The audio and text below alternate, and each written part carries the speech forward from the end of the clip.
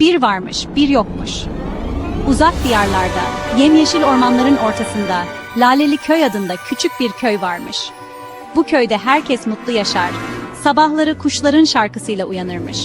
Ama köyün en meraklı çocuğu Mavi adında küçük bir kızmış. Mavi'nin en sevdiği şey, köyün arkasındaki büyük ormana gidip yeni şeyler keşfetmekmiş. Bir gün yine ormanda gezerken eski yosun tutmuş bir kapı bulmuş. Kapı, kocaman bir meşe ağacının gövdesine gizlenmiş gibi duruyormuş. Mavi merakla kapıyı tıklatmış.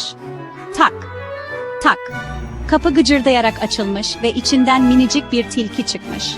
Ama bu sıradan bir tilki değilmiş, konuşabiliyormuş. Merhaba Mavi, ben Kıvılcım.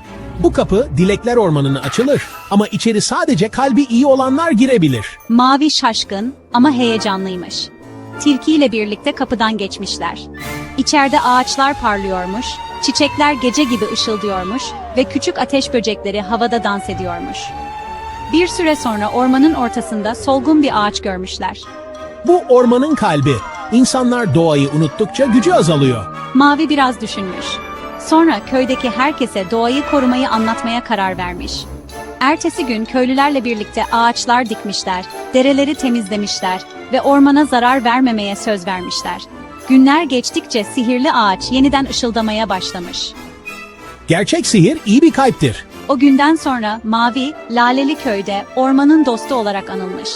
Ve masal da burada bitmiş. Ama derler ki eğer bir gün çok eski bir ağacın gövdesinde küçük bir kapı görürsen,